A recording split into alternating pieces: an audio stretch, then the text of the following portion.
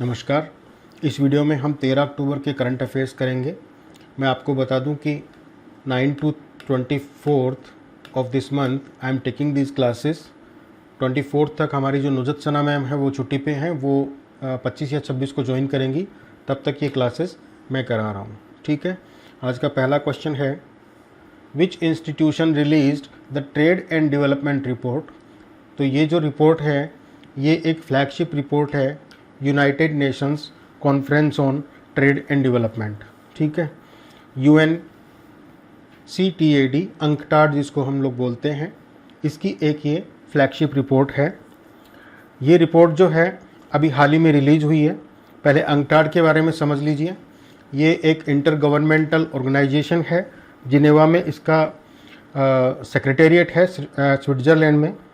इसका एस्टेब्लिशमेंट 1964 में हुआ था यूनाइटेड नेशंस जनरल असेंबली के द्वारा। 195 इसमें मेंबर्स हैं, 195 इसमें मेंबर्स हैं और इंडिया भी इसका एक मेंबर है। ठीक है। इसकी दो फ्लैगशिप रिपोर्ट्स हैं जिनके बारे में आपको जानना चाहिए। पहली है world investment report, world investment report, और दूसरी है ये ट्रेड एंड डेवलपमेंट रिपोर्ट। इस रिपोर्ट के साथ ये ट्रेड एंड डेवलपमेंट इंडेक्स भी रिलीज़ करता है।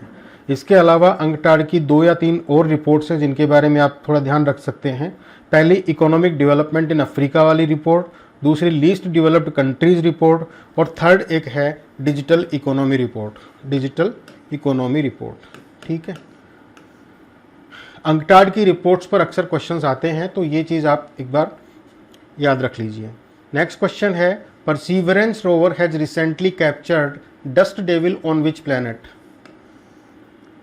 डस्ट डेविल क्या है? ये एक टोर्नेडो है, डस्ट का टोर्नेडो। मंगल पर टोर्नेडोज कॉमन होते हैं, छोटे साइज़ के होते हैं, लेकिन फर्स्ट टाइम एक बड़ा जो है 2 किलोमीटर लंबा टोर्नेडो जो है परसीवरेंस रोवर जो है उसने कैप्चर किया है अपने कैमरे के अंदर, और उसी के ऊपर बेस्ड ये क्वेश्चंस हैं। ठीक है। तो इसका जो करेक्ट आंसर होगा वो मार्स हो जाएगा।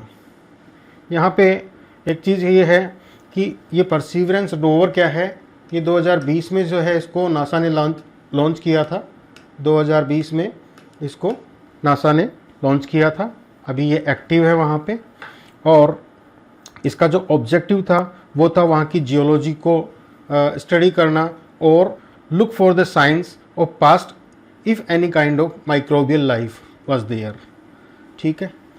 मार्स के रोवर्स और लैंडर्स के ऊपर बहुत कंफ्यूजिंग क्वेश्चंस होते हैं। 4 प्रीवियस ईयर क्वेश्चंस मैंने यहाँ पे निकाले हैं जिनका आंसर भी मैं आपको बता देता हूँ। पहला प्रश्न है, which was the first successful Mars lander, successful Mars lander. और दूसरा प्रश्न है, which was the first rover to successfully land. ठीक है। मार्स लैंडर अलग चीज़ हो गई और मार्स रोवर अलग चीज़ हो गई। जरूरी नहीं लैंडर के साथ में रोवर होना जरूरी है जो वहाँ पे चल के और एक्सपेरिमेंट्स करता है। तो यहाँ पे जो पहला प्रश्न है, which was the first successful Mars lander. ठीक है। तो जो लैंडर जो था, ये वाइकिंग प्रोग्राम जो इसका था यूनाइटेड स्टेट्स का, नासा का वाइकिंग, उसका वाइकिंग प्रोग्राम जो था उसका वाइकिंग 1 जो था, that was the first successful Mars lander. ठीक है। पहली बार सक्सेसफुली किसी दूसरे प्लैनेट के ऊपर धरती से कोई स्पेसशिप जाके उतरता है, वो चीज़ था वाइकिंग 1। ठीक है। और ये 1976 की बात है, 1976। इससे पहले ये स्पेसशिप वाइकिंग 1 जो था ये मार्स की सरफेस पे लैंड किया था, लेकिन मार्स के पास में से गुजर करके वहाँ की जो क्लोज फोटोग्राफ्स हैं वो इससे भी पहले मैराइनर 4 नाम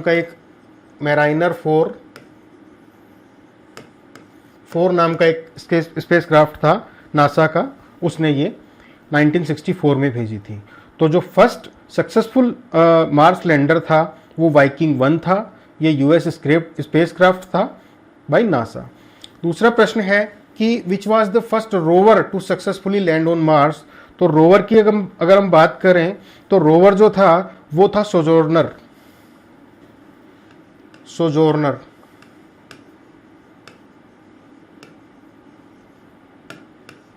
ठीक है। ये 1997 की बात है। पहले लैंडर के बाद दूसरा रोवर उतारने में इनको 20 साल लग गए थे। ठीक है। सोजोर्नर जो था वो यूएस के पाथफाइंडर मिशन का पार्ट था। Pathfinder mission.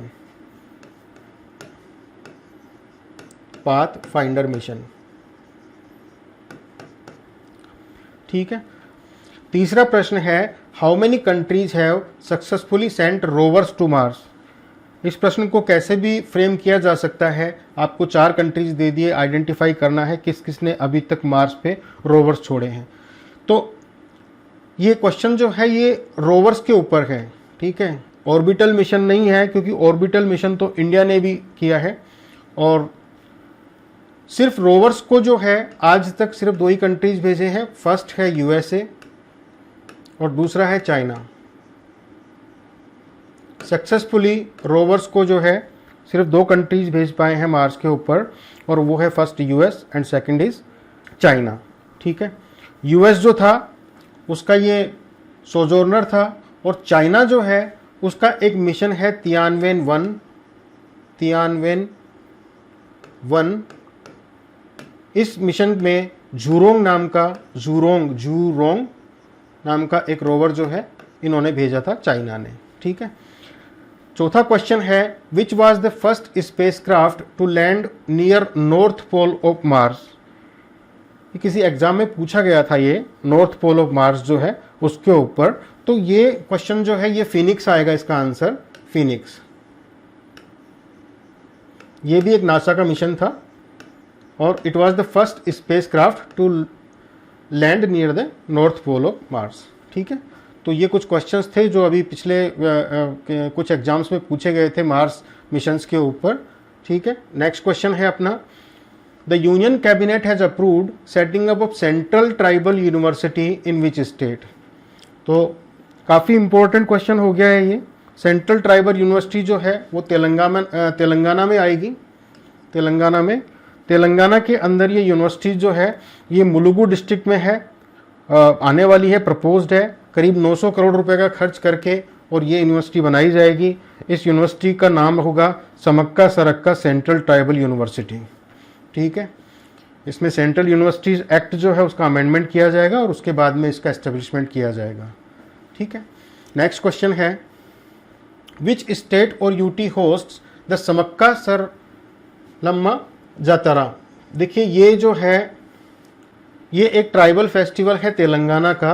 दुनिया का सबसे बड़ा ट्राइबल फेस्टिवल जो है ये है समक्का सरलम्मा जातरा। ठीक है। वर्ल्ड का लार्जेस्ट ट्राइबल फेस्टिवल है, तेलंगाना में होता है।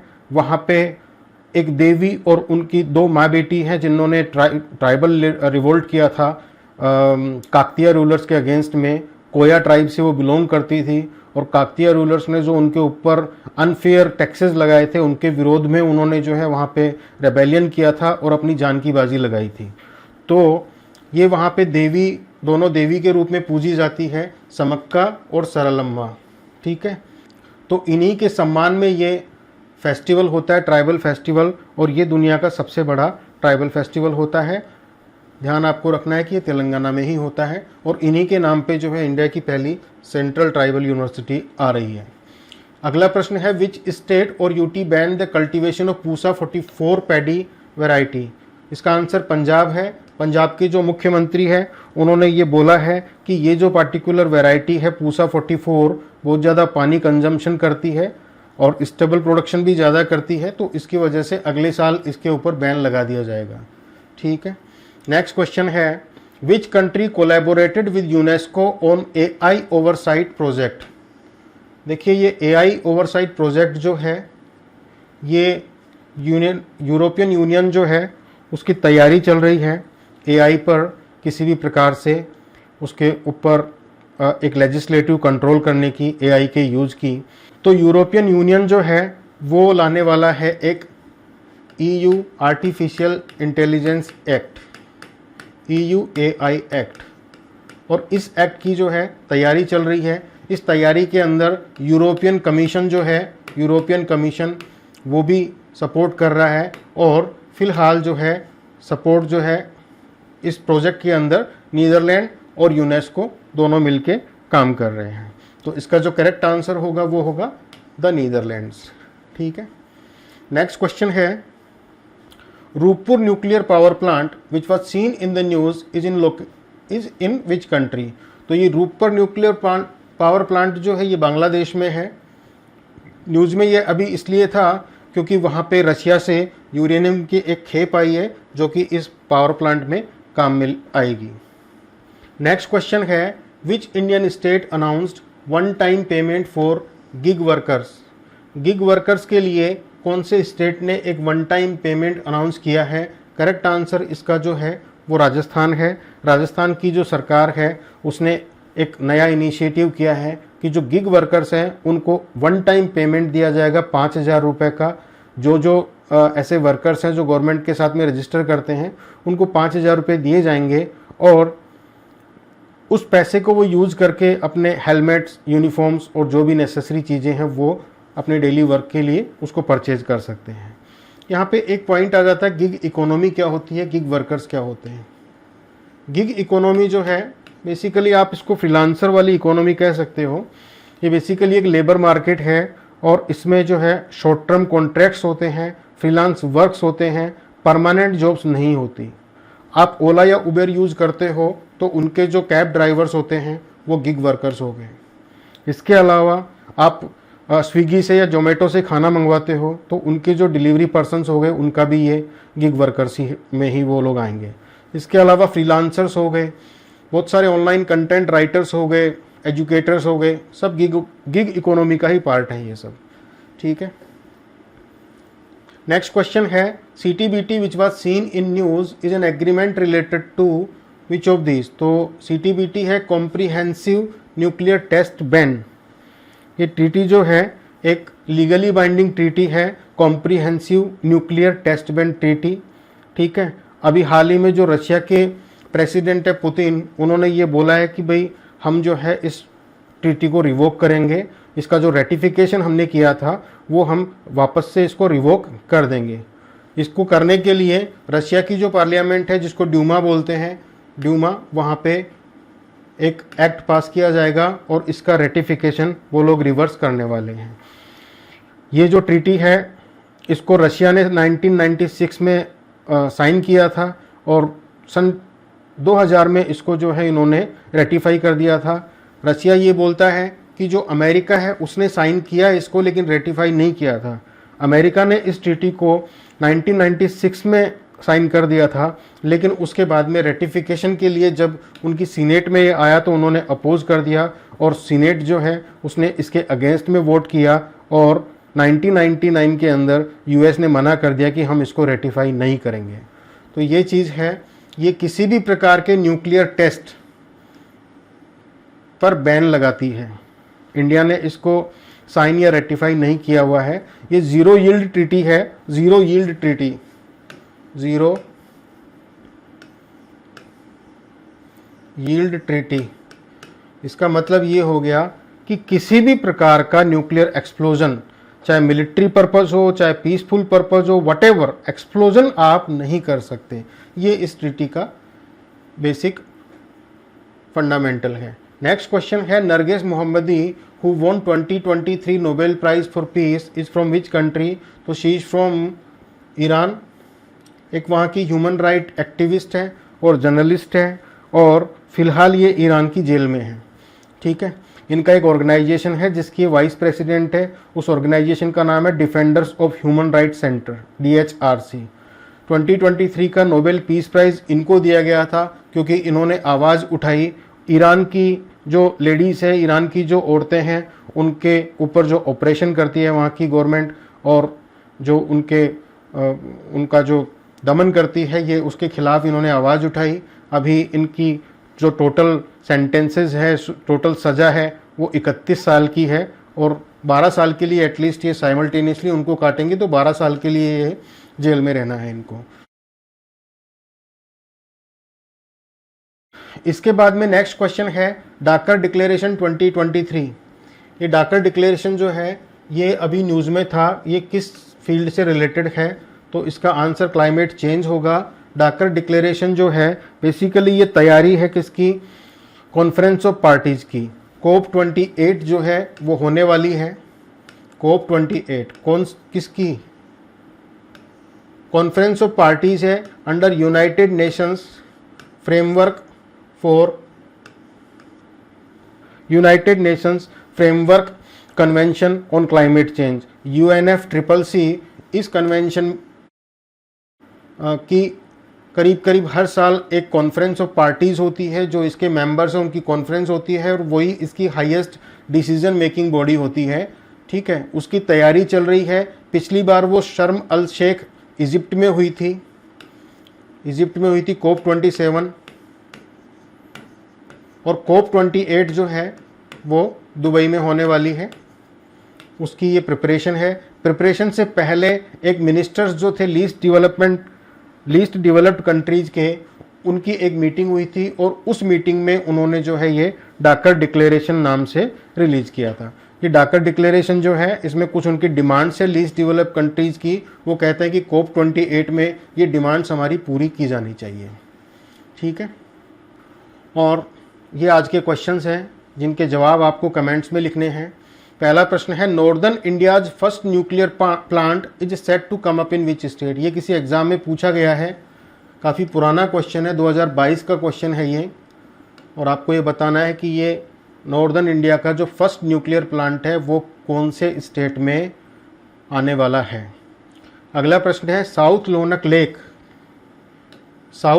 लेक जो है वो एक ग्लेशियल लेक है, ये कौन से स्टेट में है, ये आपको बताना है। अगला प्रश्न है, डांडेली फॉरेस्ट जो है, डांडेली फॉरेस्ट वो अभी न्यूज़ में था, ये कौन से स्टेट में है, ये भी बताना है। वैली क्वीन हेरिटेज ट्रेन, अगर आपने 3-4 दिन के वीडियोस देखे हो तो आपको पता होगा ये कौन से फर्स्ट हेरिटेज ट्रेन कौन से स्टेट की है। अगला प्रश्न है, as per recent NABARD report which state is the topper in terms of savings by self help groups, ये आपको बताना है। और finally, which body maintains the depositor education and awareness fund, ये फंड आपको बताना है ये कौन सी बॉडी जो है उसके अंतर्गत आता है, कौन सी बॉडी इसको मेंटेन करती है। ये भी किसी एग्जाम में पूछा गया है। जीके टुडे के क्वेश्चंस का सर्च डेटा से हमको पता लग जाता है कि कोई ना कोई क्वेश्चन किसी एग्जाम में आया होगा या उससे रिलेटेड कोई क्वेश्चन आया होगा। ये हम लोग उनमें से छांट के आपको देते हैं, तो आप एक बार इनके आंसर सर्च करके ज़रूर बताइए। और इसी के साथ आज का वीडियो मैं फिनिश करता हूँ। मैं कल फिर आऊँगा, तब तक के लिए नमस्कार।